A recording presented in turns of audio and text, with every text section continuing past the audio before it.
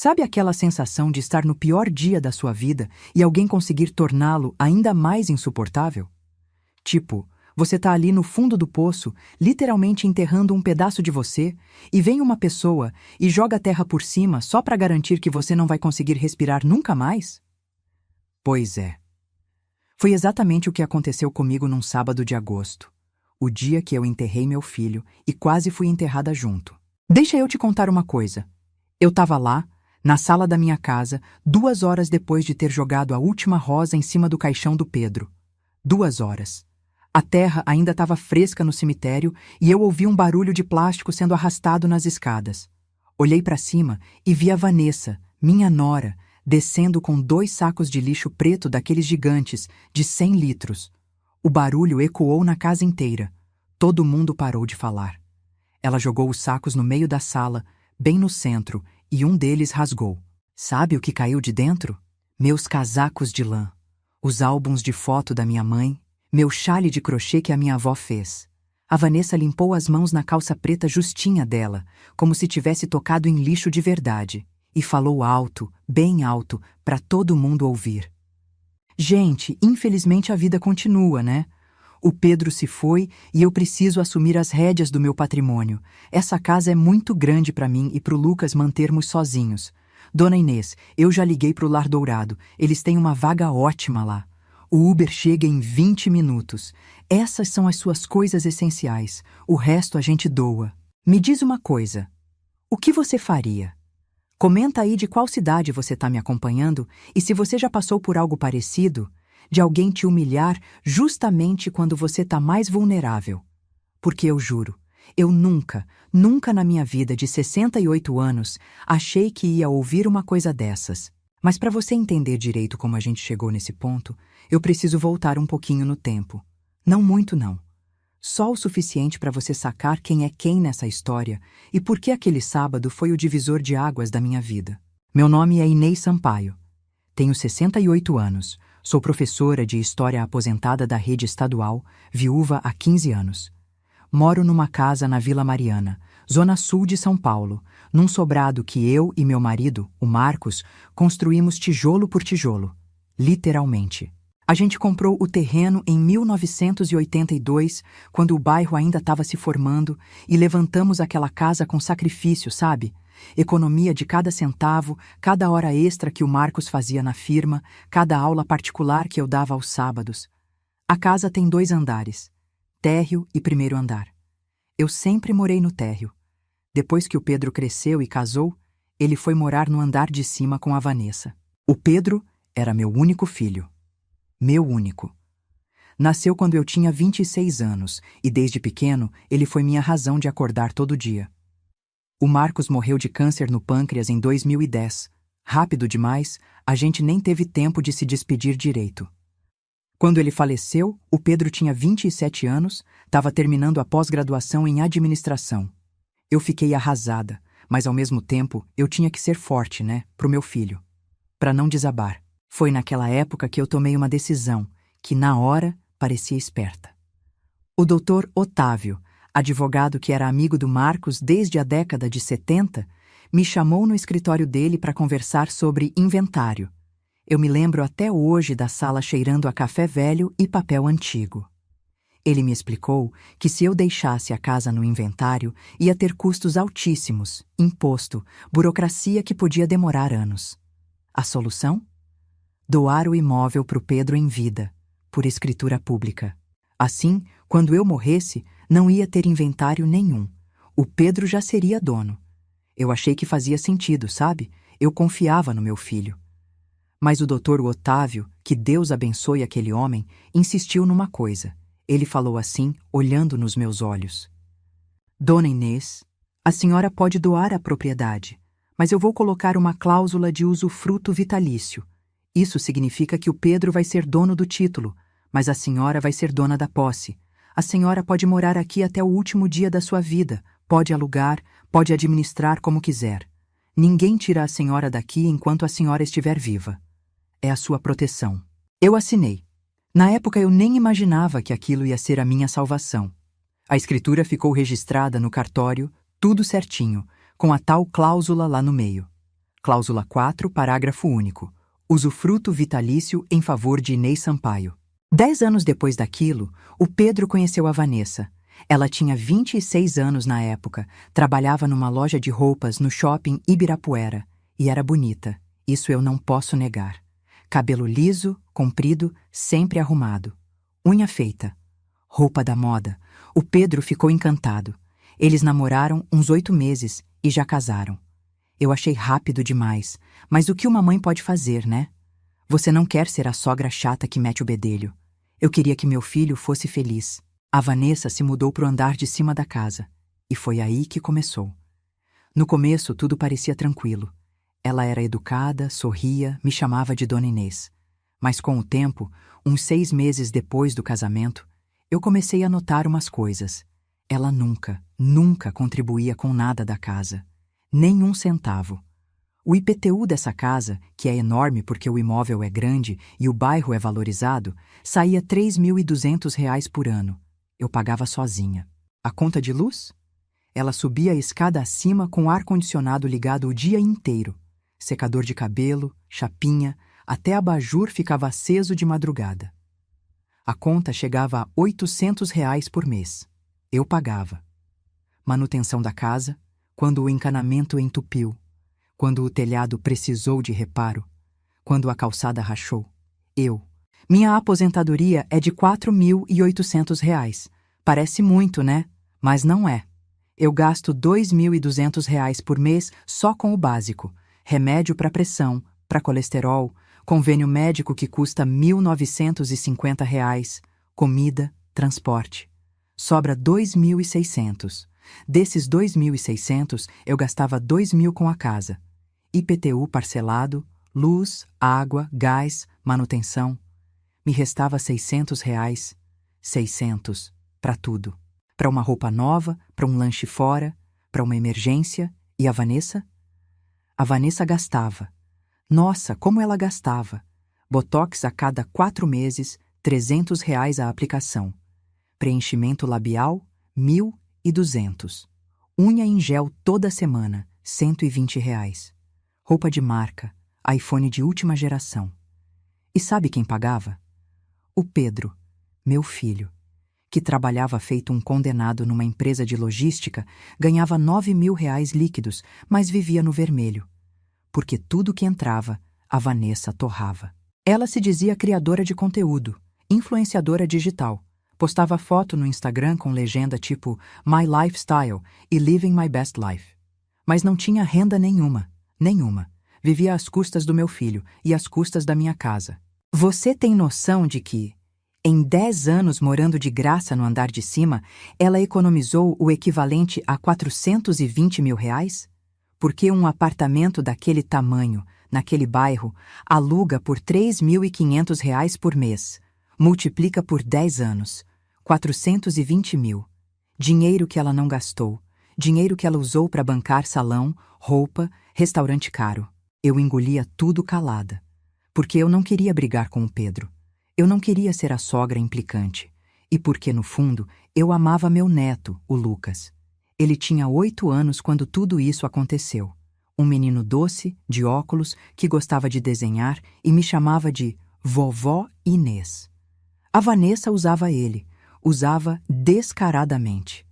Sempre que eu reclamava de alguma coisa, tipo o barulho da festa que ela fez até 3 da manhã numa sexta, ela falava: Ai, Dona Inês, a senhora está muito estressada. Olha, se a senhora continuar reclamando, eu vou ter que evitar que o Lucas desça para não absorver essa energia ruim. Energia ruim.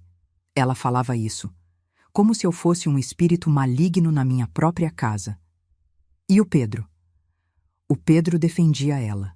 Sempre. Toda vez que eu tentava conversar, ele falava: Mãe, a Vanessa está estressada, ela está tentando fazer o negócio dela decolar, dá um tempo. Negócio. Que negócio? Postar foto de roupa no Instagram? Mas eu não insistia, porque eu tinha medo. Medo de perder meu filho, medo de perder meu neto. Então eu abaixava a cabeça e continuava pagando as contas.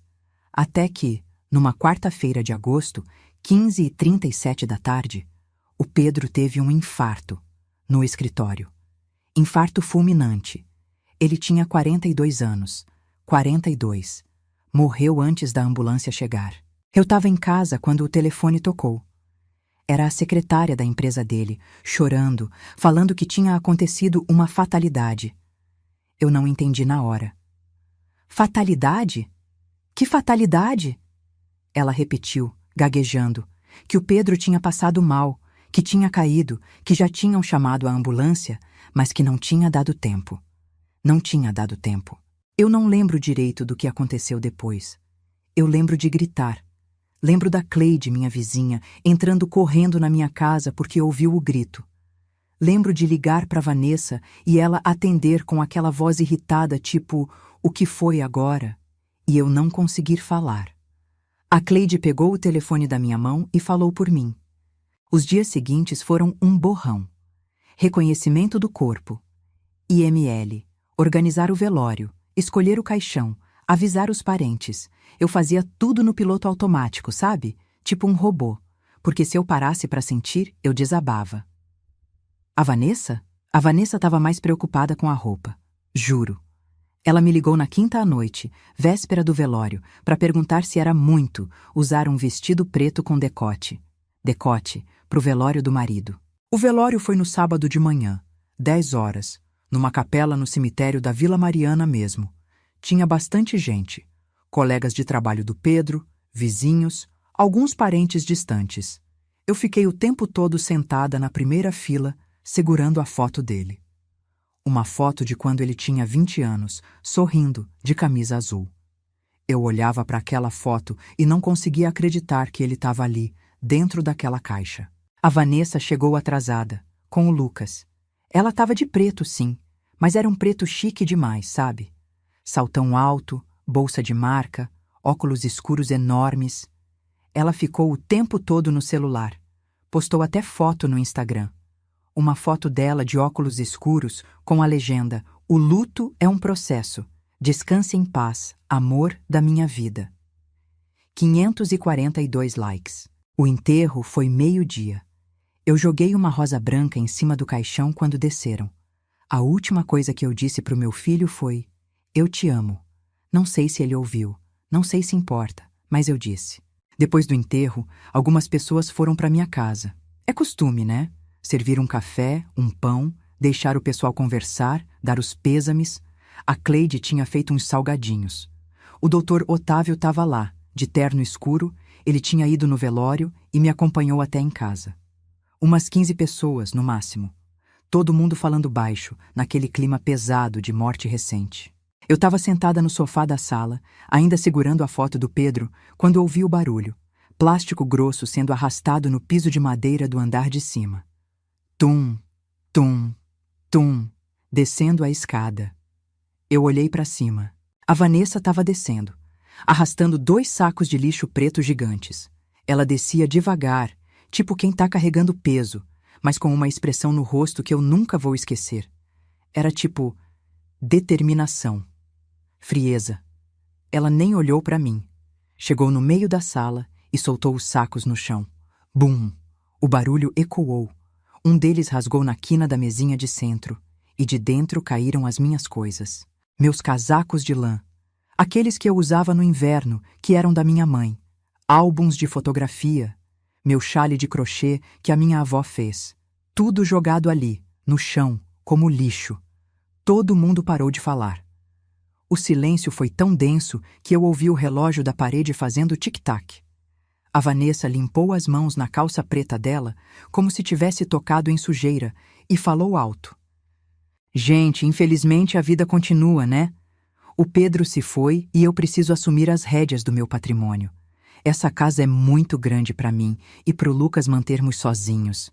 Dona Inês, eu já liguei pro Lar Dourado, eles têm uma vaga ótima lá. Bem cuidada, enfermeira 24 horas, tudo. O Uber chega em 20 minutos. Essas são as suas coisas essenciais. O resto a gente doa, tá bom? Eu preciso reformar isso aqui. Vou fazer um estúdio de pilates. A decoração tá muito deprimente, traz energia ruim. Ela falou isso tudo de uma vez, sem respirar, como se tivesse ensaiado. Eu olhei para ela. Olhei para os sacos de lixo. Olhei para os casacos da minha mãe no chão. E sabe o que aconteceu? A dor do luto, que estava me sufocando desde quarta-feira, sumiu. Tipo assim, evaporou. No lugar, entrou uma coisa fria. Muito fria. Tipo gelo. Eu senti meu corpo inteiro travar, endurecer. Eu parei de chorar. Eu parei de sentir pena. Eu olhei para Vanessa e pela primeira vez na vida eu enxerguei ela pelo que ela era de verdade. Uma parasita. Eu me levantei do sofá. Devagar. Minhas pernas estavam tremendo, mas eu me levantei. Eu não olhei para Vanessa. Eu olhei para o Dr. Otávio, que estava encostado na parede perto da estante, com a boca aberta, chocado. Eu falei, com a voz trêmula, mas firme. Dr. Otávio, a pasta vermelha que o senhor trouxe, a cópia da escritura que eu pedi, caso a gente precisasse para o inventário. O senhor trouxe? Ele piscou, confuso, mas assentiu. Trouxe, dona Inês. Tá aqui na minha maleta. Então, por favor, doutor, leia a cláusula 4, parágrafo único, agora, em voz alta, para todo mundo ouvir. A Vanessa soltou uma risada curta, meio nervosa. Que cláusula? Que história é essa? O doutor Otávio abriu a maleta de couro dele, tirou uma pasta vermelha, abriu e pegou uns papéis amarelados com carimbo de cartório. Ele ajustou os óculos, limpou a garganta e começou a ler. Escritura pública de doação com reserva de usufruto, registrada no 3º Cartório de Registro de Imóveis de São Paulo em 23 de abril de 2010. Doadora: Inês Maria Sampaio. Donatário: Pedro Henrique Sampaio. Imóvel: sobrado situado à rua. Ele leu o endereço completo. Cláusula 4ª, parágrafo único. A doadora reserva para si o usufruto vitalício do imóvel doado, nos termos dos artigos 1, 390 e seguintes do Código Civil, compreendendo o direito de usar, gozar e administrar o bem, incluindo o direito de habitá-lo, alugá-lo ou ceder seu uso a terceiros, sem necessidade de autorização do donatário ou de seus herdeiros. O usufruto se extinguirá apenas com o falecimento da usufrutuária, quando então a nua propriedade se consolidará com a plena propriedade em favor do donatário ou seus sucessores. Ele parou de ler e olhou para mim. Depois olhou para Vanessa. A sala continuava em silêncio, ninguém se mexia. A Cleide estava com a xícara de café suspensa no ar, parada. Eu respirei fundo. Olhei para Vanessa, ela estava pálida, tipo papel. Eu falei devagar, bem devagar. Traduzindo em português claro, Vanessa, o Pedro era dono do título dessa casa, mas a dona da posse sou eu. Eu posso morar aqui até o último dia da minha vida. Eu posso alugar esse teto. Eu posso decidir quem entra e quem sai. Você não tem nenhum direito de me botar para fora, nenhum. Enquanto eu tiver um fio de vida nesse corpo, essa casa é minha, a chave é minha. O chão que você pisa é meu. Vanessa deu um passo para trás, tropeçou no próprio salto. Mas a casa é a herança do Pedro. Eu sou viúva dele. Isso passa para mim. O Dr. Otávio balançou a cabeça. A nua propriedade passa sim, mas a nua propriedade não dá direito à posse. É como se você fosse dona do título de um carro que outra pessoa está dirigindo. Você não pode tirar a chave de quem está dirigindo, não enquanto a dona Inês estiver viva. Eu dei um passo na direção da Vanessa. Meu coração estava batendo tão forte que eu sentia nas têmporas. Você achou que eu era uma velha gagá que assinou papel sem entender. Você achou que eu era um estorvo, uma peça de mobília velha que dava para jogar fora junto com os casacos da minha mãe. Você estava errada. E agora eu vou te dar uma chance. Uma chance só. Você tem 24 horas para sair da minha casa. Pega suas coisas, suas roupas, seus produtos de beleza e some. Se em 24 horas você ainda estiver aqui, eu chamo a polícia e te denuncio por invasão de domicílio. Porque é isso que você vai ser. Uma invasora. Vanessa abriu a boca, fechou. Abriu de novo. Ela olhou em volta procurando apoio. Ninguém olhou de volta. Todo mundo desviava o olhar. Você não pode fazer isso comigo. Eu acabei de perder meu marido. Eu tenho um filho. Eu senti uma vontade de rir. Uma vontade amarga, dolorida. Você perdeu seu marido? Você? Eu perdi meu filho, Vanessa. Meu único filho. E 2 horas depois de enterrar ele, você veio aqui com sacos de lixo para me expulsar. Você não tá de luto. Você tá fazendo cálculo de patrimônio. Então não vem com essa. Eu me virei de costas para ela e voltei para o sofá. Me sentei. Peguei a foto do Pedro de novo, olhei para a foto. E falei, sem olhar para Vanessa, 24 horas, não vou repetir.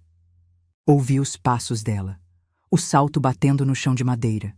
Ela subiu a escada correndo, arrastando os sacos de lixo. Bateu a porta do quarto com tudo. As pessoas começaram a se mexer de novo, devagar. A Cleide veio até mim, pôs a mão no meu ombro, não disse nada. O doutor Otávio guardou os papéis na pasta, fechou a maleta. Ele se aproximou, se agachou na frente do sofá. Dona Inês, a senhora foi muito corajosa. Corajosa não, doutor, cansada.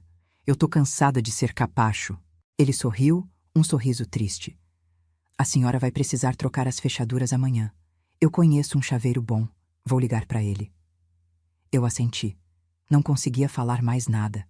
A adrenalina estava passando e a dor do luto estava voltando, pesada, como um cobertor molhado me sufocando. Mas dessa vez era diferente. Dessa vez tinha uma coisa junto com a dor. Uma coisa que eu não sentia fazia muito tempo. Raiva. Raiva pura, limpa, justa. Raiva de ter sido explorada. Raiva de ter sido desprezada. Raiva de ter engolido desaforo atrás de desaforo porque eu tinha medo de perder meu filho. E no fim, eu perdi ele do mesmo jeito. E tudo que me restou foi uma nora parasita tentando me jogar num asilo barato. As pessoas foram embora aos poucos. A Cleide ficou até mais tarde, lavou as xícaras, guardou os salgadinhos que sobraram. Ela me abraçou antes de sair. Inês, você fez o certo. Aquela mulher é uma víbora. Eu sei, Cleide. Eu sempre soube. Eu só não queria ver. Quando todo mundo foi embora, eu fiquei sozinha na sala. O relógio marcava 19h43. Fazia 4 horas que eu tinha enterrado meu filho. 4 horas que eu tinha jogado terra em cima dele.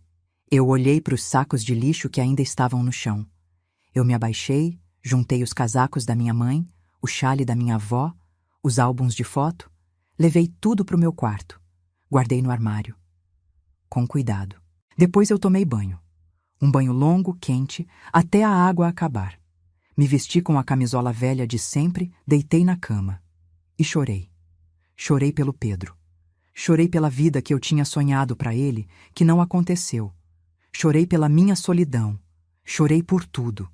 Mas no meio das lágrimas, eu também planejava. Porque 24 horas iam passar rápido, e eu precisava garantir que quando o prazo acabasse, aquela mulher ia estar na rua. Eu dormi pouco naquela noite.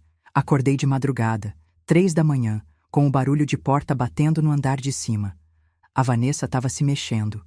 Ouvi ela arrastando coisa, abrindo gaveta, fechando armário. Ela estava fazendo o quê?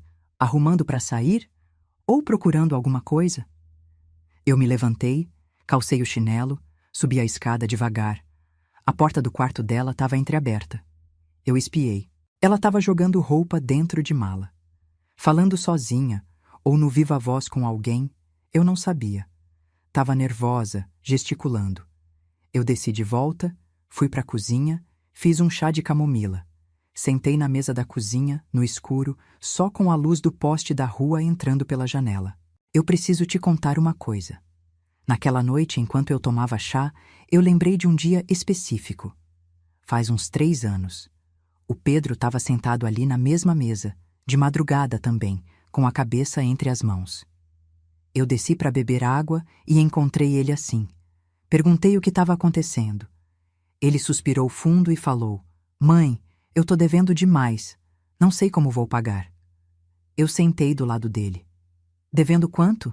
R$ 74.000. Eu quase caí da cadeira. 74 mil. "Pedro, como? Em quê?" Ele mostrou uns papéis. Faturas de cartão de crédito, empréstimo pessoal, Cheque especial estourado. Tudo para bancar a Vanessa. Roupa, salão, restaurante, viagem para Gramado que ela quis fazer, iPhone novo, até um curso de marketing digital que ela fez e nunca terminou. Ela não sabe controlar dinheiro, mãe, e eu não consigo falar não para ela. Quando eu falo, ela fica de mal, para de falar comigo, dorme no sofá. Aí eu cedo. Naquele dia, eu saquei R$ 7.000 que eu tinha guardado na poupança. Meu fundo de emergência. Dei pro Pedro. Ele usou para negociar uma dívida mais urgente, mas não resolveu nada. Porque a Vanessa continuou gastando e o Pedro continuou pagando, até que o coração dele não aguentou mais. Sentada ali, de madrugada, tomando chá, eu percebi uma coisa. A morte do meu filho não foi só um infarto, foi um assassinato lento. Foi a Vanessa drenando ele, sugando ele, até não sobrar nada. E agora ela queria fazer o mesmo comigo. Eu terminei o chá, lavei a xícara, subi para o meu quarto. Peguei a chave reserva do escritório do Pedro, é uma salinha pequena no fundo do andar de cima, onde ele guardava documentos, computador, essas coisas. Eu sempre tive a chave porque, quando ele viajava a trabalho, eu regava as plantas lá dentro. Subi a escada de novo, bem de leve. A Vanessa tinha apagado a luz do quarto dela. Tava dormindo, ou fingindo que tava. Eu fui até a porta do escritório, destravei, entrei, fechei a porta atrás de mim. Acendi a luz. A mesa do Pedro estava bagunçada. Papéis espalhados, caneta sem tampa, copo de café vazio. Eu sentei na cadeira dele, respirei o cheiro do ambiente. Cheiro de papel, de poeira, de café velho. Cheiro dele. Abri a primeira gaveta. Tinha mais papel. Contas. Eu comecei a separar, a ler. Fatura do cartão Itaú. Saldo devedor, R$ 23.400. Parcelado em 24 vezes de R$ 1.200. Fatura do cartão Bradesco. Saldo devedor, R$ 18.900. Parcelado. Empréstimo pessoal no Banco do Brasil. Faltavam ainda 51 parcelas de R$ 970. Eu juntei tudo. Fiz uma pilha, abri a segunda gaveta. Mais papel. Notificação de protesto em cartório. Cheque devolvido. Conta de telefone atrasada. Meu filho estava quebrado. Completamente quebrado. E a Vanessa? A Vanessa estava postando foto no Instagram com legenda Blessed. Eu fiquei lá até clarear o dia. Às 6h20 da manhã, eu tinha uma pilha de documentos na minha frente. Eu separei tudo em categorias. Dívidas bancárias, dívidas comerciais, contas atrasadas. Eu somei. O total era R$ 108.000. 108.000. Como ele conseguiu esconder isso de mim? Eu guardei os documentos numa pasta que eu trouxe do meu quarto. Tranquei o escritório, desci, tomei banho, me vesti, calcei uma roupa discreta, mas arrumada. Calça preta, blusa branca, sapato fechado, passei batom. Penteei o cabelo. Eu tinha uma missão. Às 8h15, eu desci para a cozinha, fiz café, torrada com manteiga. Sentei para comer. A Vanessa desceu às 9h, de roupão, com o cabelo preso num coque bagunçado. Ela me olhou de lado, mas não falou nada. Pegou uma maçã da fruteira, deu uma mordida, subiu de volta. Eu terminei meu café, lavei a louça, liguei para o Dr. Otávio. Doutor, é a Inês. Bom dia? Bom dia, dona Inês. Como a senhora tá? Firme. O senhor conseguiu falar com o chaveiro? Consegui. Ele disse que pode ir aí hoje à tarde, umas 2 horas, pode ser? Perfeito. Eu desliguei. Sentei no sofá da sala. Peguei a foto do Pedro, olhei para a foto dele. Falei baixinho. Filho, me desculpa, mas eu não posso deixar ela vencer. O relógio marcava 10h37. Ainda faltavam quase 5 horas para o prazo de 24 horas terminar. Eu fiquei ali, sentada, esperando. Não liguei a TV, não mexi no celular. Só fiquei ali, em silêncio, segurando a foto do meu filho. 12h, a Vanessa desceu de novo, dessa vez vestida. Calça jeans, blusa de alcinha, sandália de salto, maquiagem feita. Ela estava carregando 2 malas grandes. Parou na porta da sala. Me encarou. Eu vou sair, mas isso não vai ficar assim. Eu não respondi. Só olhei para ela. Firme. Ela bufou, pegou as malas, saiu pela porta da frente. Bateu a porta. Ouvi o barulho do carro dela ligando, saindo da garagem. Eu respirei fundo. Ela tinha saído, mas eu sabia que não era o fim. Era só o começo, porque tinha o neto. Tinha o inventário. Tinha as dívidas do Pedro. Tinha um monte de coisa para resolver ainda. Mas naquele momento, sentada no meu sofá, na minha sala, na minha casa, eu me senti dona. Pela primeira vez em 10 anos, eu me senti dona do meu próprio espaço. Às 14 horas em ponto, o chaveiro tocou a campainha. Um senhor de uns 50 anos, boné, camiseta da empresa dele. Ele subiu comigo, trocou a fechadura da porta principal da casa, trocou a fechadura da porta que dá acesso ao andar de cima. 2 fechaduras novas, com chaves novas, reluzentes. Ele me entregou 4 jogos de chave. Eu paguei R$ 320 em dinheiro. Ele foi embora. Eu segurei as chaves novas na mão, pezinhas de metal frio. Eu tinha feito. Eu tinha tomado de volta o que era meu. Mas a história não acabava ali. Porque 2 semanas depois, eu recebi uma intimação judicial. A Vanessa estava me processando. A intimação chegou numa terça-feira de manhã, 9h43. O carteiro tocou a campainha, eu assinei o recibo, abri o envelope ali mesmo na porta. Ação de Alimentos, CC, Regulamentação de Visitas. Autora, Vanessa Camargo Sampaio. Réu, Inês Maria Sampaio. Eu li aquilo 3 vezes antes de entender. A Vanessa estava pedindo pensão alimentícia. De mim, para ela e para o Lucas. O valor? R$ 4.500 por mês. 4.500. Minha aposentadoria inteira era 4.800. Eu sentei na cadeira da cozinha com o papel na mão. Li a petição inteira. Ela alegava que eu tinha alto patrimônio imobiliário e que, como avó, eu tinha obrigação subsidiária de sustentar o neto, e que ela, como viúva sem renda própria e mãe do menor, precisava de suporte financeiro imediato. Ela anexou até print do Instagram. Prints das minhas próprias redes sociais de 3 anos atrás, quando eu tinha postado foto da casa para comemorar os 35 anos de casamento com o Marcos. Na legenda, eu tinha escrito "Nossa casinha conquistada com amor". A advogada dela tinha destacado a palavra "nossa" e argumentado que eu tinha patrimônio conjunto considerável. Eu liguei para o Dr. Otávio. As mãos estavam tremendo. "Doutor, ela me processou. Tá pedindo R$ 4.500 de pensão." Ele fez uma pausa longa. "Dona Inês, a senhora pode vir aqui no escritório? Hoje mesmo? A gente precisa conversar pessoalmente." Eu fui. Peguei o ônibus das 11h15, desci na Avenida Paulista, caminhei 2 quadras até o prédio comercial dele. Subi de elevador até o 8º andar. A secretária me levou direto para a sala. O doutor Otávio estava sentado atrás da mesa de madeira escura, óculos na ponta do nariz. Ele me ofereceu café. Eu aceitei.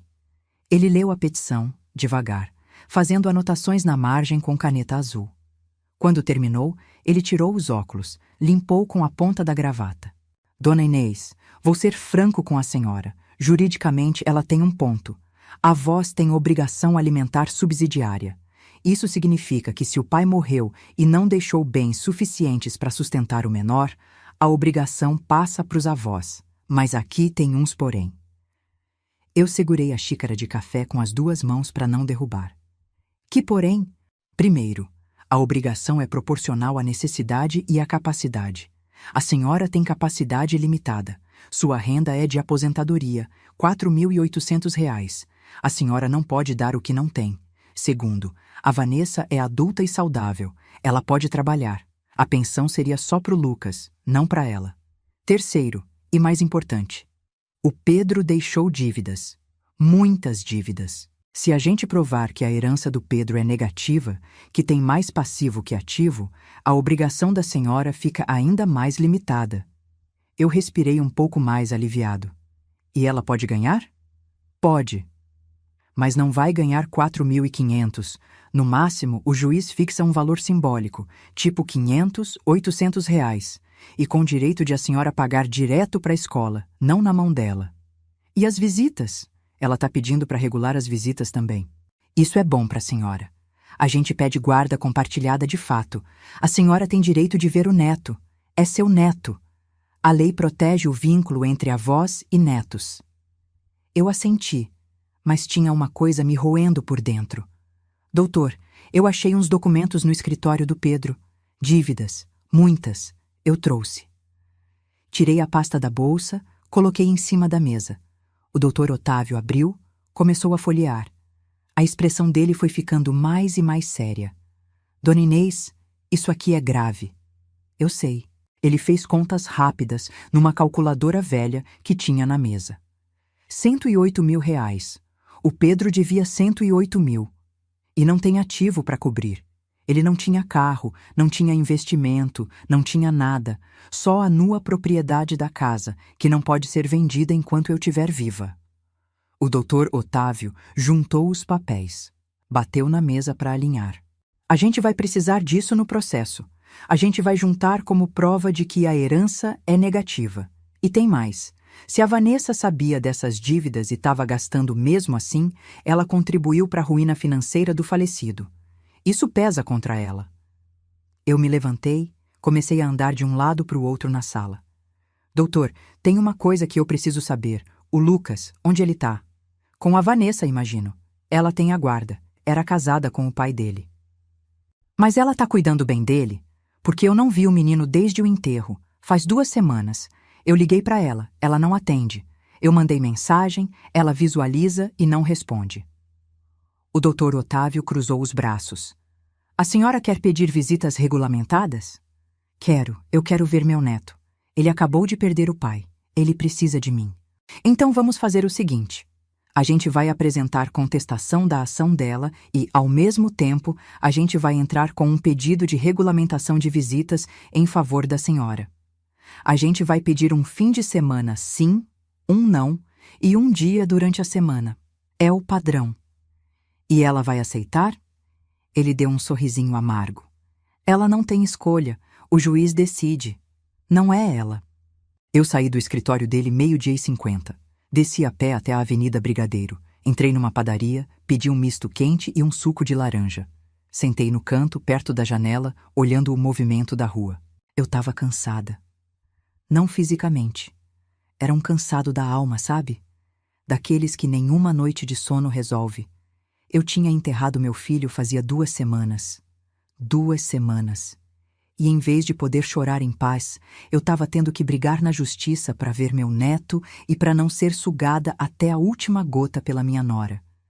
Mas eu não podia desistir, porque se eu desistisse, a Vanessa ganhava. E tudo que o Pedro tinha passado, toda a dor dele, tudo ia ter sido em vão. Eu terminei o lanche, paguei R$ 7,80, voltei para casa de ônibus. Quando cheguei, 3:40 da tarde, a Cleide estava na calçada dela, regando as plantas. Ela me viu, acenou. Inês, vem cá, vem cá. Eu atravessei. Oi, Cleide. Ela olhou para os lados, se aproximou, baixou a voz. Você viu o que a Vanessa postou hoje no Instagram? Meu estômago apertou. Não, o quê? Cleide pegou o celular, abriu o Instagram, me mostrou. Era uma foto da Vanessa, de óculos escuros, sentada num café chique, segurando uma xícara. A legenda dizia: eu li aquilo 2 vezes. Ambientes tóxicos. Ela estava falando de mim. De mim. Olha os comentários, a Cleide falou. Eu rolei. Tinha uns 50 comentários. A maioria era de gente que eu não conhecia, seguidoras dela, falando: força, Queen, você merece coisa boa. Não deixa ninguém te abalar. Mas tinha uns comentários diferentes, de gente do bairro, de vizinhas.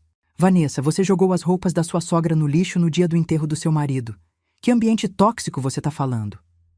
Ambientes tóxicos? Você morou 10 anos de graça na casa da sogra e agora faz papel de vítima? Esse povo do Instagram não te conhece, mas nós que moramos aqui, a gente sabe quem você é. A Cleide deu uma risadinha. O povo tá metendo o pau nela. Ela tentou fazer textão de vítima e se deu mal. Eu devolvi o celular para Cleide. Eu não sentia nem raiva, só uma tristeza profunda. Deixa ela, Cleide. Ela vai colher o que plantou. Entrei em casa, tranquei a porta, sentei no sofá. Fiquei ali, parada, olhando para a parede. Naquela noite, eu não dormi direito. Fiquei pensando no Lucas. Onde ele estava? Estava bem? Estava comendo direito? Estava sentindo falta de mim? Ele sempre gostou de vir aqui em casa, desenhar na mesa da cozinha enquanto eu fazia bolo.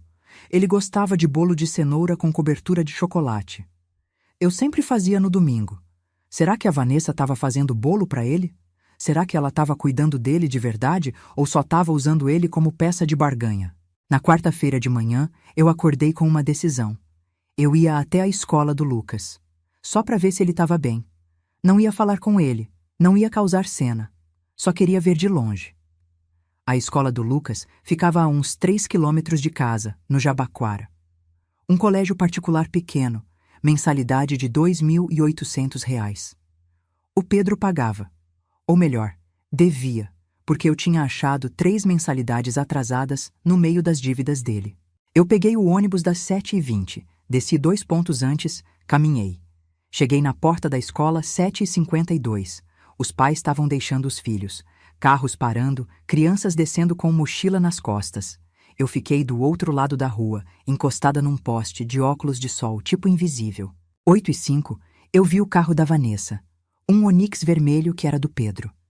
Ela estacionou na vaga de embarque e desembarque. O Lucas saiu do banco de trás. Mochila azul, uniforme da escola, tênis branco. Ele estava magro, mais magro do que eu lembrava. O rosto pálido. A Vanessa nem desceu do carro. Ela só destravou a porta, ele saiu, ela já saiu acelerando. O Lucas ficou parado na calçada, olhando o carro ir embora. Depois virou e entrou na escola, arrastando os pés. Meu coração partiu. Eu fiquei ali mais uns 10 minutos, depois voltei para casa. No caminho, eu chorei dentro do ônibus. Chorei baixinho, limpando as lágrimas com as costas da mão, esperando que ninguém percebesse. Meu neto estava sofrendo. E eu não podia fazer nada. Ainda não, mas eu ia poder, porque o Dr. Otávio tinha entrado com o pedido de visitas.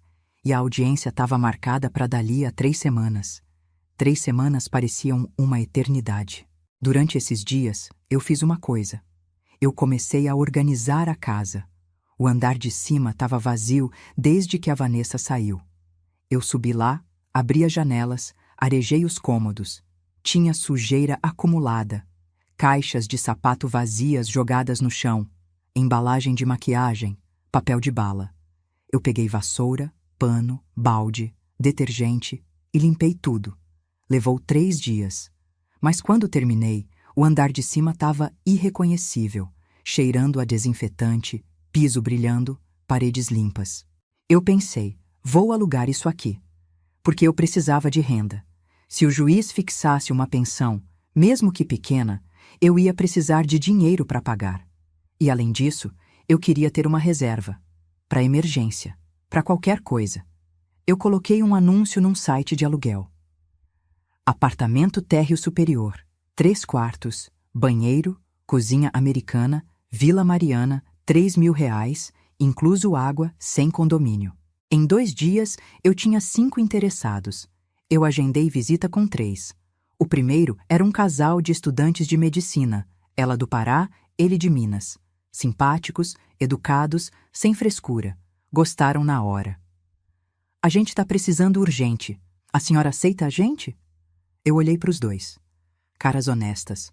Olhos cansados de quem estuda até tarde. Aceito. Mas eu tenho uma regra. Respeito. Respeito comigo, respeito com a casa, respeito com os vizinhos, nada de festa até de madrugada, nada de barulho excessivo. Pode ser? Eles concordaram na hora. Assinamos contrato na semana seguinte. Eles pagaram calção de 3.000 e o primeiro aluguel adiantado. R$ 6.000 na minha conta. Eu olhei para o extrato bancário e respirei aliviada. Pela primeira vez em meses, eu tinha um respiro financeiro. A audiência chegou numa quinta-feira chuvosa de setembro. 9h da manhã, Fórum da Vila Mariana. Eu cheguei 8h40, com o Dr. Otávio. A gente subiu até a sala de audiências do 2º andar. A Vanessa já estava lá. Sentada no banco de madeira do corredor, de salto alto, roupa preta, cabelo escovado. Advogada do lado dela, uma mulher de uns 40 anos, terno cinza, pasta de couro. Quando a Vanessa me viu, ela virou o rosto. Não cumprimentou. Eu sentei do outro lado do corredor. Não falei nada também. Às 9h15, chamaram a gente para a sala. A juíza era uma mulher de uns 55 anos, cabelo curto, óculos de grau grosso, expressão séria. Ela leu o processo rapidinho, olhou para Vanessa, olhou para mim.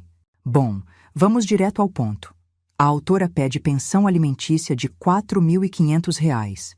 A ré contesta, alegando capacidade financeira limitada e patrimônio insuficiente. Além disso, a ré pede regulamentação de visitas ao neto. Correto? O doutor Otávio confirmou. A advogada da Vanessa também. A juíza continuou. Vou ouvir a autora primeiro. Dona Vanessa, a senhora trabalha? Vanessa ajeitou o cabelo atrás da orelha. Não, excelência. Eu sou criadora de conteúdo digital, mas ainda estou estruturando. Não tenho renda fixa no momento. A senhora tem formação? Tenho ensino médio completo. Idade? 36 anos. A juíza anotou alguma coisa. E por que a senhora não trabalha? A senhora é saudável? A advogada dela interferiu. Excelência, minha cliente está em luto. Perdeu o marido recentemente. Precisa de tempo para se recuperar emocionalmente antes de buscar colocação no mercado. A juíza olhou para a advogada por cima dos óculos. Entendo. Mas luto não é impeditivo para trabalhar, doutora. Muita gente precisa trabalhar mesmo de luto. E a autora tem 36 anos, está saudável, tem condições físicas e mentais de buscar emprego. A advogada ficou quieta. A juíza virou para mim. Dona Inês, qual é sua renda? R$ 4.800, excelência. Aposentadoria. A senhora mora sozinha? Moro. Aluguei o andar de cima da minha casa. Recebo 3.000 de aluguel. Então a renda total da senhora é R$ 7.800. Eu assenti. Sim, mas eu tenho gastos altos, excelência. Remédio, convênio médico, manutenção da casa, IPTU. O doutor Otávio interveio. Excelência, juntamos aos autos a documentação das dívidas deixadas pelo falecido. Totalizam R$ 108.000. A herança é negativa. Não há patrimônio a partilhar. A casa onde minha cliente mora tem usufruto vitalício em favor dela. Então, não pode ser vendida. O único ativo líquido da senhora é a renda mensal. A juíza pegou os documentos, folheou. 108.000 de dívida. E essas dívidas são de quê? Cartão de crédito, empréstimo pessoal, cheque especial, tudo contraído pelo falecido durante o casamento. A juíza olhou para Vanessa. Dona Vanessa, a senhora tinha conhecimento dessas dívidas? Vanessa hesitou. Eu sabia que ele tinha algumas contas, mas não sabia que era tanto. A juíza franziu a testa. A senhora era casada em comunhão parcial de bens? A advogada dela respondeu. Sim, excelência. Então as dívidas contraídas durante o casamento são de responsabilidade de ambos os cônjuges. A senhora também deve. A cara da Vanessa desabou. Como assim eu devo? A senhora é viúva meeira, recebe 50% dos bens, mas também assume 50% das dívidas. No caso, não há bens a partilhar, só dívidas. Então a senhora deve, tecnicamente, R$ 54.000. A advogada dela tentou argumentar, mas a juíza cortou. Doutora, é lei, comunhão parcial, não tenho o que discutir. Eu olhei para o doutor Otávio. Ele estava com uma expressão de satisfação contida. A juíza continuou. Agora, quanto à pensão. Dona Inês tem obrigação alimentar subsidiária em relação ao neto, sim, mas a obrigação é limitada pela capacidade. Considerando a renda dela, os gastos dela e o fato de que a mãe do menor é jovem e saudável, eu vou fixar uma pensão de R$ 500 mensais a serem pagos diretamente à escola do menor para cobrir parte da mensalidade escolar. 500. Não 4.500. 500. Eu respirei aliviada. A juíza virou para a questão das visitas. Quanto à regulamentação de visitas, eu vou deferir. A avó tem direito de conviver com o neto. Fica estabelecido um fim de semana alternado, de sexta às 18 horas até domingo às 18 horas, e uma tarde durante a semana, quarta-feira, das 14 às 18 horas. A mãe deverá facilitar o contato sob pena de multa. A Vanessa se levantou. Mas, Excelência, ela pode influenciar meu filho contra mim. A juíza olhou para ela com uma expressão dura. Dona Vanessa, alienação parental é crime. Vale para os dois lados. A senhora não pode impedir o contato do neto com a avó, e a avó não pode falar mal da senhora para o menino. Se qualquer uma das duas fizer isso, perde o direito de visita. Entendido? Eu assenti. Vanessa também, a contragosto. A juíza bateu o martelo. Audiência encerrada. Lavrem-se os termos. A gente saiu da sala. No corredor, a Vanessa passou por mim, esbarrou de propósito no meu ombro e sibilou baixinho. Você vai se arrepender. Eu não respondi. Só olhei nos olhos dela. E ela desviou o olhar primeiro. Eu e o Dr. Otávio descemos as escadas, saímos do fórum. Lá fora, estava chovendo fino. Ele abriu o guarda-chuva, dividiu comigo. Dona Inês, a senhora se saiu bem. R$ 500 é simbólico, e a senhora garantiu as visitas. Quando eu posso buscar ele? A partir de amanhã já. A decisão sai hoje. Eu mando um e-mail para a advogada dela comunicando. Amanhã é sexta. A senhora pode buscar ele às 6 da tarde. Eu sorri. Pela primeira vez em semanas, eu sorri de verdade. Obrigada, doutor. A senhora lutou, dona Inês. A senhora merece. Voltei para casa de ônibus. A chuva tinha parado. Entrei, tirei o sapato molhado, sentei no sofá e aí eu chorei. Mas dessa vez não era choro de tristeza. Era choro de alívio, de vitória. Eu ia ver meu neto. Eu ia poder abraçar ele, fazer bolo para ele, cuidar dele. E a Vanessa? A Vanessa ia ter que trabalhar.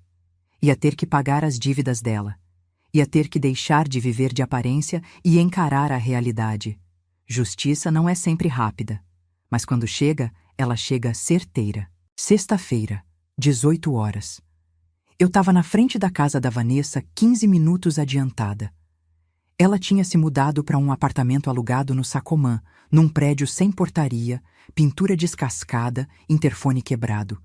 Bem diferente da minha casa na Vila Mariana. Eu toquei a campainha do apartamento 307. Ninguém atendeu. Toquei de novo. De novo. Na quarta vez, ouvi a voz irritada dela pelo interfone. Já vai! 5 minutos depois, a porta do prédio se abriu. O Lucas saiu, sozinho. Mochila nas costas, tênis sujo, cabelo despenteado. A Vanessa nem desceu. Eu me abaixei na altura dele, segurei os ombros dele. Oi, meu amor, tá tudo bem? Ele assentiu, mas não sorriu. Os olhos dele estavam fundos, cansados. Olheiras que criança de 8 anos não deveria ter. Vamos para casa da vovó? Ele assentiu de novo. Pegou minha mão. A gente pegou o ônibus. Ele sentou na janela, ficou olhando para a rua em silêncio. Eu tentei conversar.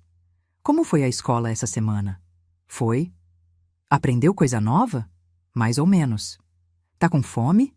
A vovó fez bolo de cenoura. Aí ele olhou para mim e sorriu. Pequeno, mas sorriu.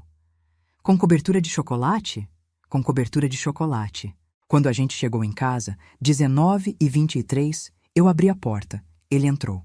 Ficou parado na sala, olhando em volta, como se tivesse voltado para um lugar que ele achava que nunca mais ia ver. Vai lá lavar as mãos, que o jantar já está quase pronto. Ele subiu para o banheiro. Eu fui para a cozinha, esquentei a sopa de legumes que eu tinha feito, cortei uma fatia grande de bolo, preparei a mesa. Quando ele desceu, eu vi que ele tinha lavado o rosto também. O cabelo estava molhado nas pontas. A gente sentou para jantar. Ele comeu devagar, mas comeu tudo. A sopa, o pão, o bolo. Quando terminou, ele olhou para mim e falou, baixinho. Vovó, posso dormir aqui hoje? Meu coração apertou. Pode, meu amor. Seu quarto tá do jeito que você deixou. Eu tinha mantido o quarto dele intacto. O quarto pequeno no fundo do corredor, com a caminha de solteiro, os desenhos dele colados na parede, os carrinhos em cima da prateleira. Depois do jantar, a gente assistiu um desenho na TV. Ele deitou no sofá, com a cabeça no meu colo. Eu passei a mão no cabelo dele devagar e senti ele relaxar. Aos poucos ele foi adormecendo. 21h15, eu carreguei ele no colo até o quarto, deitei na cama, cobri com um lençol. Ele nem acordou. Tava exausto. Eu fiquei ali, sentada na beirada da cama, olhando para ele dormir. E percebi uma coisa. Ele estava magro demais. As bochechas fundas, os braços finos. A roupa dele estava folgada. No sábado de manhã, 8h40, ele acordou. Desceu de pijama, se sentou na mesa da cozinha. Eu fiz panqueca, do jeito que ele gostava, com mel em cima. Ele comeu 3 panquecas. Você tá comendo bem na casa da sua mãe? Ele deu de ombros.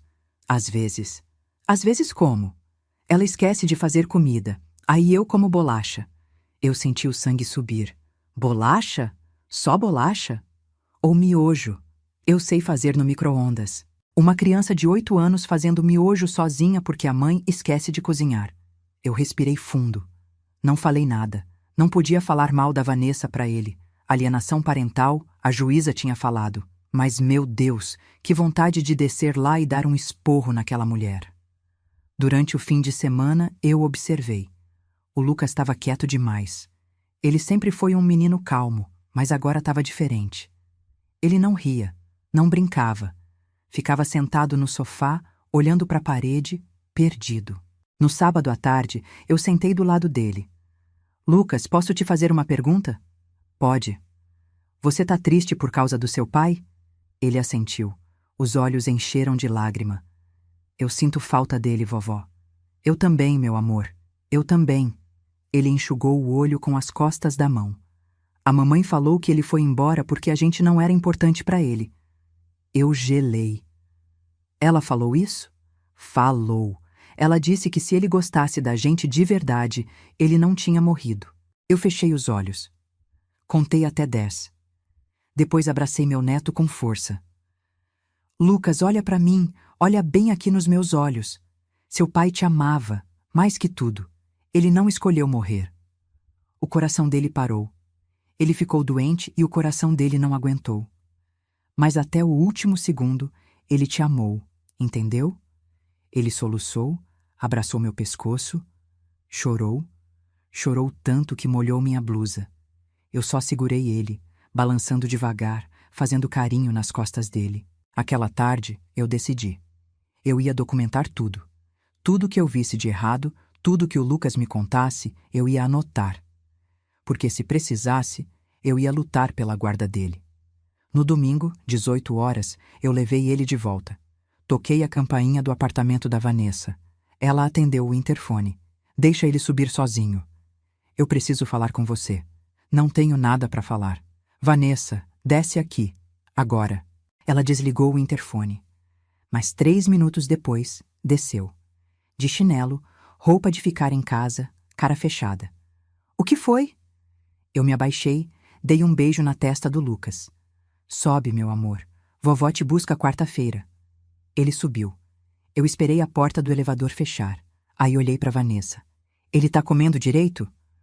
Claro que tá. Ele estava magro. E ele me contou que você esquece de fazer comida. Eu não esqueço. Ele que é dramático.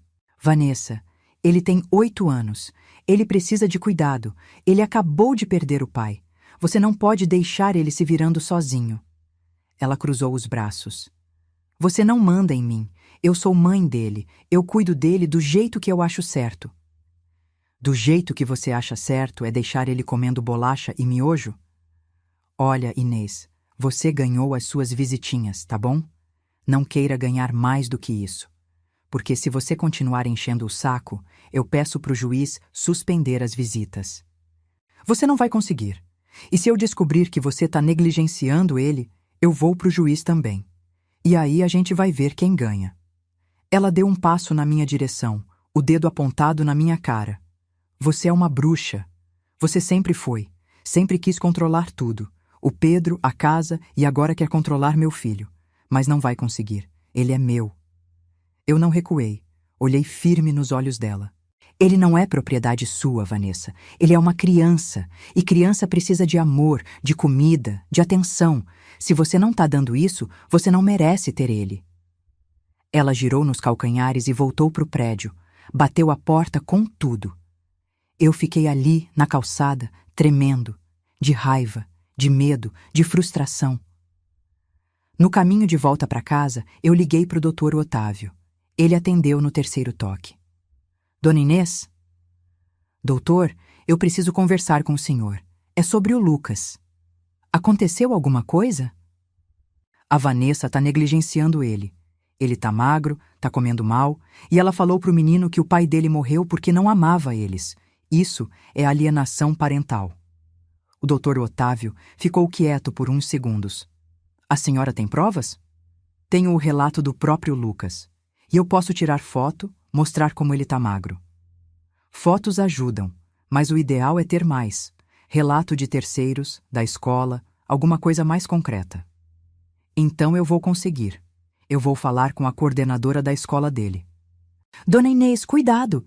Não invada a privacidade da Vanessa. Não faça nada ilegal. Só reúna informações que forem públicas ou que o próprio Lucas te contar espontaneamente. Entendi. Eu desliguei e comecei a planejar. Na segunda-feira de manhã, 9 horas, eu fui até a escola do Lucas. Pedi para falar com a coordenadora pedagógica. Uma mulher de uns 40 anos, óculos redondos, sorriso gentil, me recebeu na sala dela. A senhora é a avó do Lucas? Sou, e tô preocupada com ele. Ele perdeu o pai recentemente, tá morando só com a mãe, e eu acho que ele não tá sendo bem cuidado. Ela suspirou. Dona Inês, eu também tô preocupada. O Lucas mudou muito. Ele era um menino participativo, alegre. Agora ele tá quieto, isolado. Não brinca no recreio, e o rendimento dele caiu. Ele era um dos melhores alunos da turma, agora tá tirando nota baixa. E a mãe? Ela vem nas reuniões? Não. Faltou nas 2 últimas. A gente mandou bilhete na agenda, ela não respondeu. E o lanche? Ele leva lanche? A coordenadora hesitou. Às vezes ele vem sem lanche. A gente acaba dando alguma coisa da cantina, para ele não ficar sem comer. Eu senti uma dor no peito. A senhora pode me dar isso por escrito? Um relatório sobre o comportamento dele, a ausência da mãe nas reuniões, essas coisas? Ela mordeu o lábio. Oficialmente, eu não posso.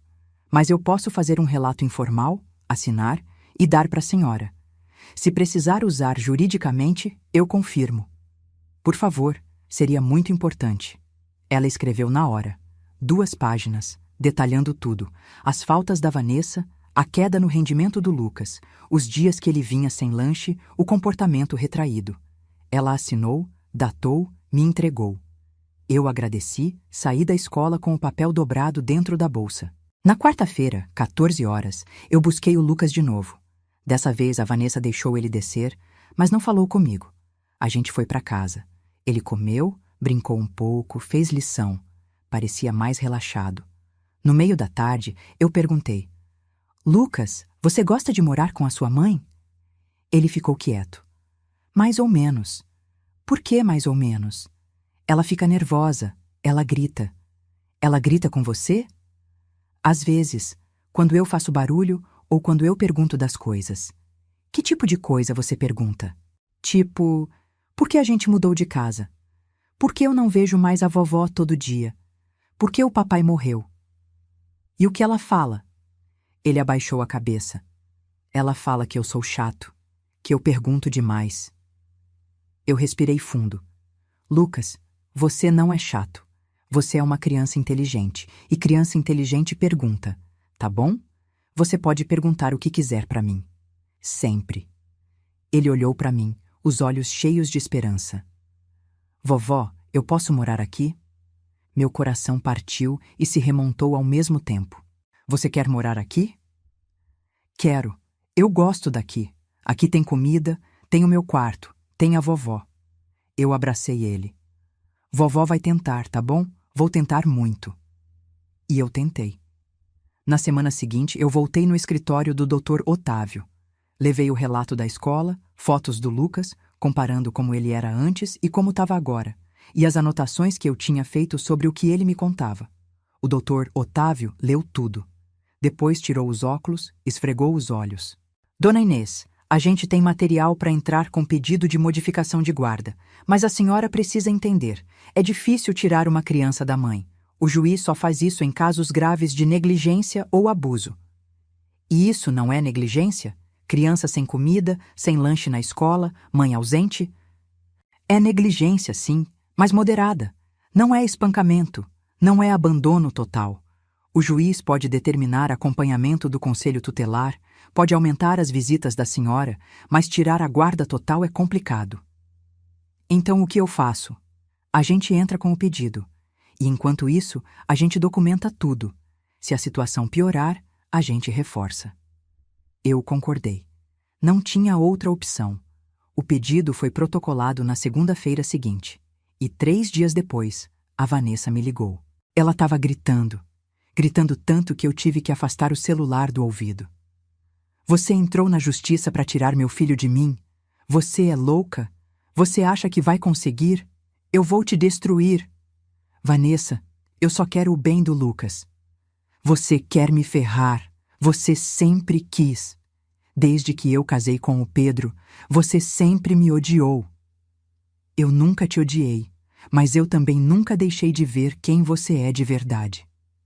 Eu sou a mãe dele, não você. Então age como mãe. Cuida dele, dá comida para ele.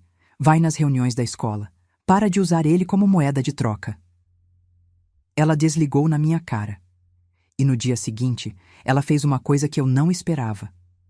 Ela postou um vídeo no Instagram.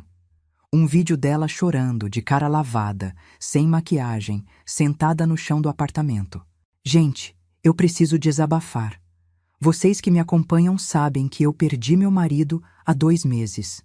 2 meses. Eu tô tentando me reerguer, tô tentando cuidar do meu filho sozinha e sabe o que tá acontecendo? Minha sogra, que sempre me perseguiu, sempre me julgou, agora tá tentando tirar meu filho de mim. Ela entrou na justiça. Ela quer a guarda do Lucas. Ela quer me tirar a única coisa que me resta. Eu tô destruída.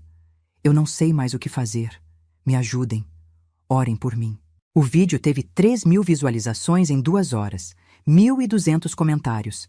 A maioria era apoiando ela. Que sogra horrível! Como pode fazer isso com você no momento de luto? Você é guerreira, não desiste. Mas tinha comentários diferentes, de gente do bairro, de gente que conhecia a história. Vanessa, você jogou as roupas da sua sogra no lixo no dia do enterro. Você não tá de luto, você tá de palhaçada. Você morou 10 anos de graça na casa dela e agora faz papel de vítima? A gente que mora aqui sabe quem você é. Pare de enganar seus seguidores. E teve um comentário que me chamou a atenção. Era de uma usuária que eu não conhecia. Vanessa, eu trabalhei com você na loja do shopping. Você é falsa, interesseira e eu vi você maltratando o cliente. Para de fingir que você é santa. Os comentários começaram a virar contra ela. De novo. Ela deletou o vídeo 6 horas depois. Mas o estrago estava feito. Porque alguém tinha baixado e compartilhado em grupos de WhatsApp do bairro. Na quinta-feira seguinte, teve a audiência de conciliação sobre a guarda. A juíza chamou eu e a Vanessa para uma sala menor, sem advogado, só nós duas e ela. A juíza foi direta. Olha, vocês duas precisam entrar num acordo. Esse tipo de disputa só prejudica a criança. Dona Vanessa, a senhora está cuidando bem do seu filho? Vanessa olhou para o chão. Eu tô fazendo o melhor que eu posso. A coordenadora da escola mandou um relatório dizendo que a senhora faltou em 2 reuniões e que o menino frequentemente vem sem lanche. Isso é verdade? Vanessa ficou vermelha. Eu tô passando por dificuldades financeiras. Às vezes eu esqueço de comprar as coisas. E gritou com a criança? Eu não grito. Eu eduquei ele. Criança precisa de limites. A juíza olhou para mim. Dona Inês, a senhora quer a guarda total? Quero o melhor para o meu neto, excelência. Se for ficar com a mãe, eu quero garantia que ele vai ser bem cuidado. Se não for possível, sim, eu quero a guarda. A juíza pensou. Vou fazer o seguinte. Vou determinar acompanhamento do conselho tutelar por 3 meses. Eles vão fazer visitas na casa da dona Vanessa, verificar as condições, conversar com o menino. E vou ampliar as visitas da avó para 2 fins de semana por mês e 2 tardes por semana. Se em 3 meses o conselho atestar que está tudo bem, a gente mantém a guarda com a mãe. Se não, a gente reavalia. Vanessa ia protestar, mas a advogada dela segurou o braço dela, balançou a cabeça. Era o melhor acordo possível. Eu aceitei. E nos 3 meses seguintes, eu vi a Vanessa mudar. Não por amor, mas por medo. Ela começou a cozinhar para o Lucas. Começou a mandar lanche. Começou a ir nas reuniões da escola, porque ela sabia que o conselho estava de olho. E sabe de uma coisa? O Lucas melhorou, engordou um pouco, voltou a sorrir, voltou a tirar notas boas. Eu via ele 2 vezes por semana, todo fim de semana alternado. A gente fazia bolo junto, assistia filme, desenhava. Eu ajudava ele com a lição. E devagar, muito devagar, a ferida da morte do Pedro começou a cicatrizar. Não fechou. Nunca vai fechar, mas parou de sangrar. 1 ano. Passou 1 ano desde o dia que eu enterrei meu filho e quase fui enterrada junto. Hoje é sábado, 10 de agosto. Exatamente 1 ano depois daquele sábado horrível. Eu acordei cedo, 6h40 da manhã, fiz café, sentei na mesa da cozinha. Olhei pela janela. O dia estava claro, céu azul, sol fraco de inverno entrando pela cortina. Eu peguei a foto do Pedro que fica na estante da sala. A mesma foto que eu segurei no velório. Ele de camisa azul, sorrindo. Eu passei o dedo no rosto dele, devagar. Oi, filho. Faz 1 ano. 1 ano que você se foi. Eu ainda sinto sua falta todo dia mesmo, mas eu tô bem. Tô sobrevivendo. Tô cuidando do seu menino. Ele tá crescendo forte, sabe? Parece com você. Tem o seu sorriso. Coloquei a foto de volta no lugar. Enxuguei os olhos. Respirei fundo. A vida tinha mudado. Muita coisa tinha mudado. O andar de cima continuava alugado. O casal de estudantes de medicina, a Mariana e o Roberto, eram inquilinos perfeitos. Pagavam em dia, cuidavam do espaço, eram silenciosos. A gente se dava bem. Às vezes eles desciam, a gente tomava café junto, conversava sobre a semana deles. Eles me chamavam de Dona Inês, com respeito, com carinho. Os R$ 3.000 do aluguel faziam diferença. Eu tinha conseguido quitar algumas contas atrasadas, tinha feito uma poupança de emergência, tinha até trocado a geladeira velha por uma nova, com desconto à vista, R$ 2.300 numa loja no centro. A pensão que eu pagava para o Lucas, R$ 500 direto para a escola, estava em dia. Sempre em dia. Eu não dava motivo para Vanessa reclamar. E o Lucas? O Lucas estava bem. Não ótimo, não curado, porque perder o pai aos 8 anos deixa marca. Mas ele estava melhor, muito melhor. Ele vinha aqui 2 vezes por semana, terça e quinta à tarde, das 14 às 18 horas. E ficava comigo um fim de semana inteiro por mês, de sexta à tarde até domingo à noite. A gente tinha criado uma rotina. Terça-feira era dia de lição de casa. Eu ajudava ele com matemática, que era a matéria mais difícil para ele. A gente sentava na mesa da cozinha, eu explicava, ele fazia os exercícios e quando terminava, eu deixava ele jogar videogame meia hora no computador velho que eu tinha comprado num brechó, R$ 300. Quinta-feira era dia de cozinhar junto. Eu ensinava ele a fazer coisas simples. Ovo mexido, arroz, bolo, ele adorava. Ficava todo orgulhoso quando conseguia virar a panqueca sem quebrar. E nos fins de semana que ele passava aqui, a gente fazia programa. Às vezes era só ficar em casa, assistir filme, fazer pipoca. Outras vezes a gente ia no parque, ou na biblioteca municipal, ou na feira da praça. Ele tinha engordado. As bochechas tinham voltado. O sorriso também. Ele ainda era quieto, ainda tinha aquele ar tristonho de vez em quando, mas ele ria, brincava, desenhava. Eu tinha emoldurado uns desenhos dele. Tinha um na parede da cozinha, um desenho de uma casa com uma árvore e 2 pessoas. Ele tinha escrito embaixo, com letra torta, eu e vovó. Toda vez que eu olhava para aquele desenho, meu coração apertava. De dor e de amor ao mesmo tempo. A situação da Vanessa também tinha mudado. Depois do acompanhamento do conselho tutelar, que durou 3 meses, e atestou que ela estava cuidando do Lucas dentro do básico, ela conseguiu manter a guarda. Mas ela tinha que continuar provando, porque eu estava de olho, a escola estava de olho. O conselho tinha deixado claro que qualquer deslize, eles voltavam. A Vanessa tinha arrumado emprego. Finalmente. Ela trabalhava como recepcionista numa clínica de estética na Vila Prudente. Ganhava R$ 2.100 por mês. Não era o suficiente para manter o padrão de vida que ela queria, mas era o suficiente para sobreviver.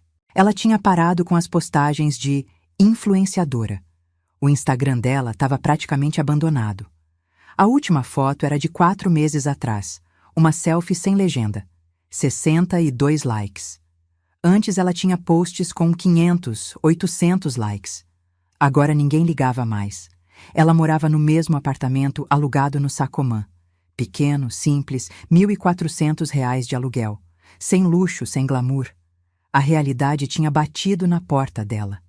E tinha batido forte. A relação entre eu e ela era fria. Muito fria. A gente só se falava quando era estritamente necessário, sobre o Lucas. Mensagens curtas, diretas. Vou buscar ele terça, 14 horas. Ok. Ele precisa levar o material de ciência sexta. Deixo separado. Nada além disso. Ela não me perdoou por ter entrado com pedido de guarda. E eu não perdoei ela por ter jogado minhas roupas no lixo no dia do enterro do meu filho. Mas a gente tinha um acordo tácito. Pelo bem do Lucas, a gente não brigava na frente dele. A gente não falava mal uma da outra. A gente mantinha a civilidade mínima. E sabe de uma coisa? Funcionava. O Lucas percebia a tensão, claro. Ele não era bobo.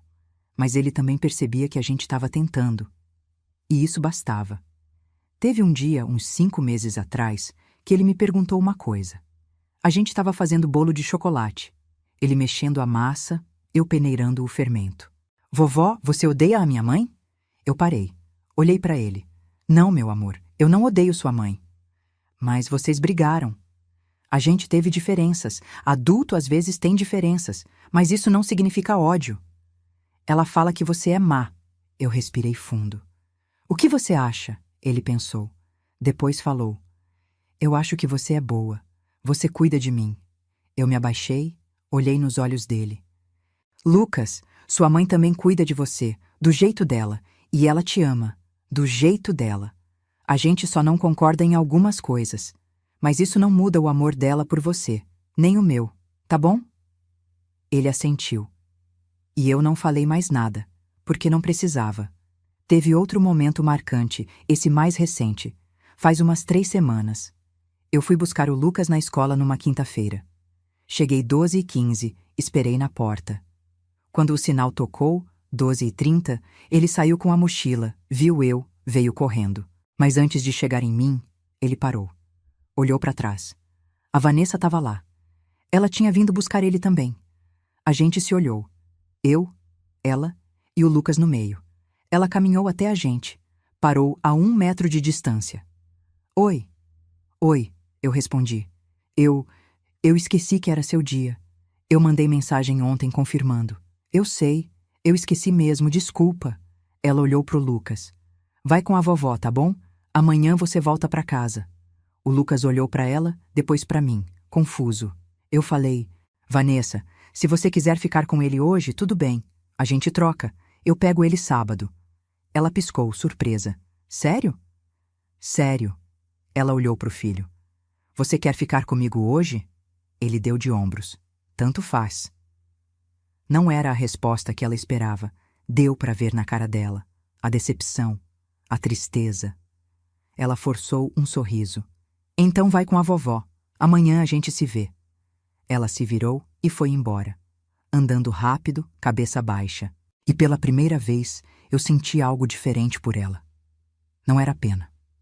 Não era dó. Era reconhecimento. Reconhecimento de que ela também estava sofrendo. De que ela também tinha perdido.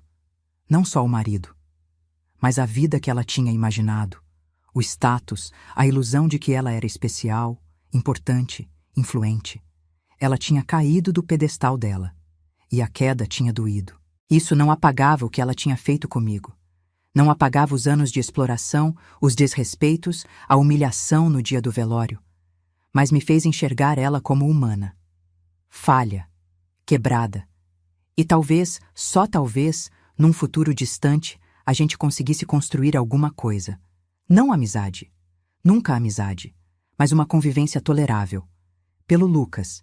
Hoje, nesse sábado de agosto, exatamente 1 ano depois de tudo, o Lucas está aqui comigo. Ele chegou ontem à tarde, vai ficar até amanhã à noite. A gente acordou cedo, tomou café da manhã junto. Panqueca com mel, suco de laranja. Ele comeu 4 panquecas. 4. Depois do café, ele foi desenhar na sala. Eu fui lavar a louça. E fiquei pensando em como a vida vira rápido. Como num segundo você pode perder tudo, e no segundo seguinte, descobrir que ainda tem chão debaixo dos pés. Eu tinha perdido meu filho. A dor disso nunca vai passar. Nunca. Tem dias que eu acordo e esqueço, por 1 milésimo de segundo, que ele se foi. Aí a realidade bate. E dói. Dói tanto que eu tenho que sentar, respirar, esperar passar. Mas eu também tinha ganhado coisas. Eu tinha ganhado respeito próprio. Eu tinha parado de ser capacho. Tinha parado de aceitar migalha de afeto em troca de tudo que eu dava. Eu tinha ganhado independência financeira. Não era rica, longe disso, mas eu me sustentava. E ainda sobrava um pouco. Eu tinha ganhado a presença constante do meu neto. Não todos os dias, como eu queria, mas o suficiente para criar vínculo, para ser parte importante da vida dele. E eu tinha ganhado paz. Paz de consciência. Porque eu sabia que eu tinha lutado pelo que era certo. Não tinha sido fácil. Não tinha sido bonito, mas tinha sido justo. À tarde, eu e o Lucas fomos no cemitério. A gente vai sempre no dia de aniversário de morte do Pedro. Levamos flores, rosa branca, que era a preferida dele. A gente ficou ali, na frente da lápide, em silêncio. Eu segurei a mão do Lucas. Ele olhou para o nome do pai gravado no mármore. Vovó, você acha que o papai tá vendo a gente? Eu acho que sim, meu amor. Você acha que ele tá orgulhoso de mim? Eu apertei a mão dele. Tenho certeza. Você é um menino bom, inteligente, corajoso. Seu pai tá muito orgulhoso. Ele ficou quieto por um tempo. Depois falou. Eu queria que ele tivesse ficado. Eu também, meu amor. Eu também. A gente ficou mais uns minutos. Depois colocou as flores no vaso, limpou a lápide e foi embora. No caminho de volta, no ônibus, o Lucas apoiou a cabeça no meu ombro. Vovó, obrigado. Por quê, meu amor? Por não desistir de mim. Meu coração apertou tanto que eu achei que ia parar. Eu nunca vou desistir de você. Nunca. Você me ouve? Nunca. Ele sorriu, fechou os olhos e adormeceu ali, no meu ombro, no balanço do ônibus, e eu olhei pela janela, vendo a cidade passar, as ruas, as casas, as pessoas vivendo suas vidas, cada uma com sua dor, sua luta, sua história. A minha história não tinha final feliz de conto de fada, não tinha reconciliação mágica, não tinha o filho voltando dos mortos, não tinha a nora virando uma pessoa maravilhosa, mas tinha algo melhor que isso. Tinha verdade, tinha dignidade. Tinha justiça. Quando a gente chegou em casa, 17h45, eu preparei jantar. Arroz, feijão, bife, batata frita. O Lucas comeu tudo. Depois a gente assistiu um filme, desses de animação que ele gosta. Ele riu. Eu ri também. E quando deu 21h, eu mandei ele escovar os dentes, colocar o pijama, deitar na cama. Eu fui até o quarto dele, sentei na beirada da cama, cobri ele com o lençol. Boa noite, meu amor. Boa noite, vovó. Ele segurou minha mão. Vovó, quando eu crescer, eu vou cuidar de você. Igual você cuida de mim. Eu sorri, com lágrimas nos olhos. Eu sei que vai, meu amor, eu sei. Eu apaguei a luz, deixei a porta entreaberta. Saí. Fui pro meu quarto, me deitei, olhei pro teto e pensei. Eu venci. Não venci no sentido de destruir a Vanessa. Não venci no sentido de vingança. Eu venci no sentido de que eu não deixei ela me destruir. Eu não deixei a dor me quebrar. eu não deixei a injustiça me paralisar. Eu lutei, com as ferramentas que eu tinha, com a lei, com a verdade, com a dignidade. E eu tô aqui, de pé, inteira, cuidando do que importa. Tem gente que acha que bondade é deixar passar, que ser boa pessoa é aceitar tudo calado, que mãe de verdade, ou avó de verdade, é aquela que se sacrifica até sumir. Mas eu aprendi uma coisa nesse último ano. Bondade não é ser capacho, amor não é ser explorado. E dignidade não se negocia, nem no luto, nem nunca. Então, se alguém um dia te humilhar, te desrespeitar, tentar te tirar o que é seu, lembra de mim. Lembra da Inês, a velha de 68 anos que parecia frágil, mas que tinha coluna de aço. Lembra que você tem direitos. Lembra que você tem voz. Lembra que você pode sim dizer não. Pode sim lutar de volta. E não importa quantas pessoas vão te chamar de má, de vingativa, de ressentida, porque quem viveu na sua pele, quem chorou as suas lágrimas, quem sentiu a sua dor, foi você. E só você. Então, honra isso. Honra a sua história. E não deixa ninguém te apagar. Eu me levantei da cama, fui até a sala, peguei a foto do Pedro. Filho, eu não sei se eu fiz tudo certo, mas eu fiz o melhor que eu pude. Eu protegi seu menino. Eu protegi a mim mesma. Eu espero que você entenda. Eu espero que você me perdoe, se tiver algo para perdoar. Coloquei a foto de volta, enxuguei os olhos e voltei para o quarto. Deitei. Fechei os olhos. Amanhã ia ser domingo. Ia fazer bolo com o Lucas. Ia levar ele no parque. Ia aproveitar cada segundo com ele, porque eu tinha aprendido que a vida é curta, que a gente perde pessoas, que a gente sofre, que a gente sangra. Mas a gente também resiste, a gente também reconstrói, a gente também recomeça. E por mais doloroso que seja,